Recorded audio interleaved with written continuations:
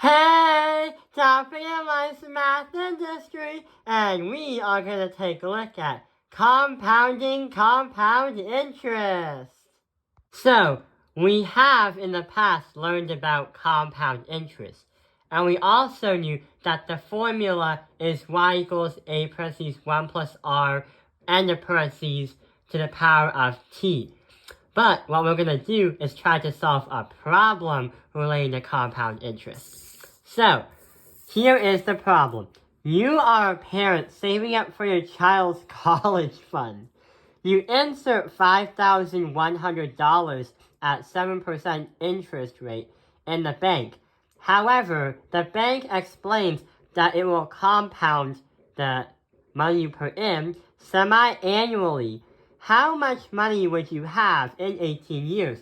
Because your child is officially an adult at 18 years. So, Mom, I was hoping we could talk. Sure. Why don't you want to... Eddie got a letter from Harvard. I'll open it so you don't cut your test fingers. Okay with you? Great.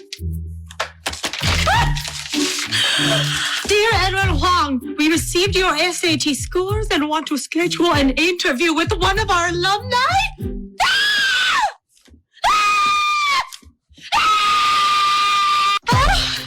Harvard wants to send an alum here to my house to interview Eddie, my son.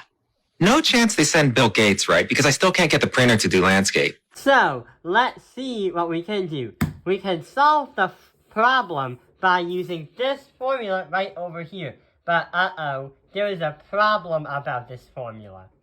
In the problem, it literally said that the bank is going to repeat the compound interest by itself 2 times in just 1 year, or aka semi-annually.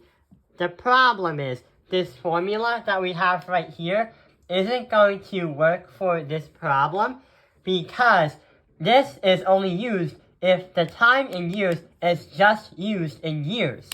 We have to create some kind of new formula so it would be able to accommodate what would happen if it compounds more than once per year.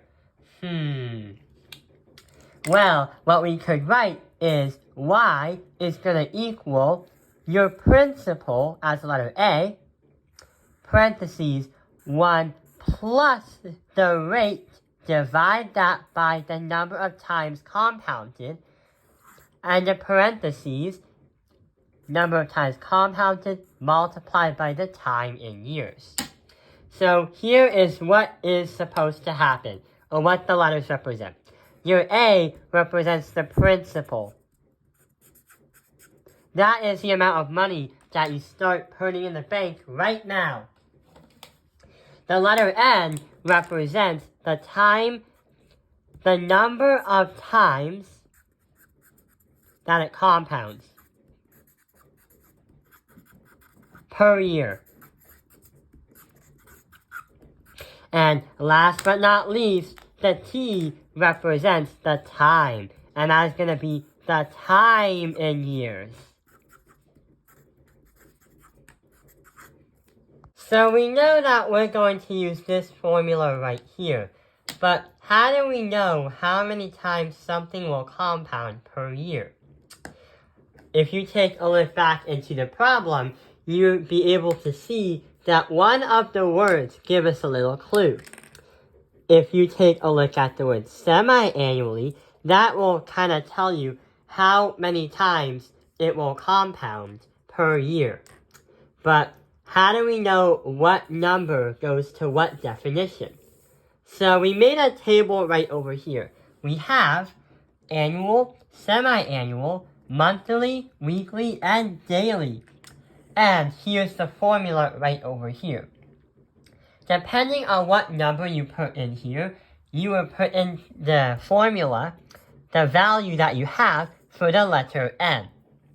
So annual is going to be 1. Semi-annual is going to be 2.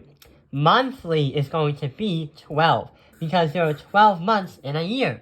Weekly is going to be 52, because there are 52 weeks in a year. And daily, we are going to say 365.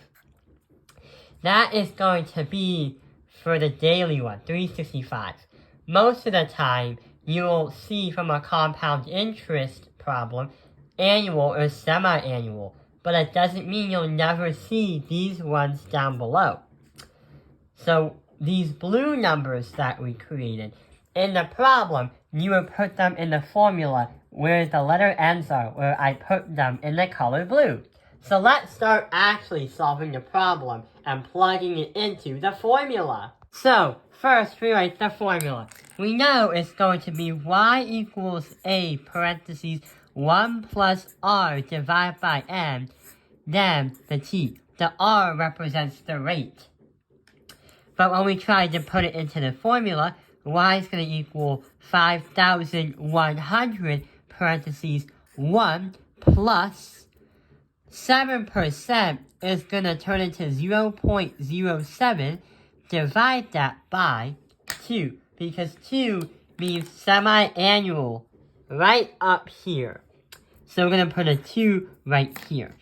Then we're going to end the parentheses and have it by 2 times 18. 2 times 18, because 18 is the years that will happen until your child grows to be a full adult. So 2 times 18 is going to be 36. On a calculator, we'll do the rest of the calculations. So we hit clear, 0.07, divide that by 2, it's going to be this, plus 1. Then we have to have that by exponent of 36. So you get this as the exponent. The last step we have to do, multiply by 5,100. So we are going to multiply without doing anything else, 5,100. If you accidentally hit clear on another button, you'd have to do the calculations all over again. When you do that, your final answer is going to be this. 1759.6.35. So it's going to be 17,596.35, which I don't think would be enough to attend most colleges. And especially, it wouldn't be enough to even attend Harvard, which has a college tuition for a 4-year degree, $324,000, which wouldn't happen. If you were a parent that is saving up for your child's college fund, I would say definitely put more than 5,100 in the bank.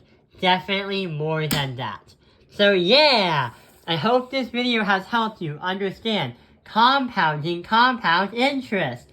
Thank you for watching Taoping Airlines Math Industry. Like and subscribe!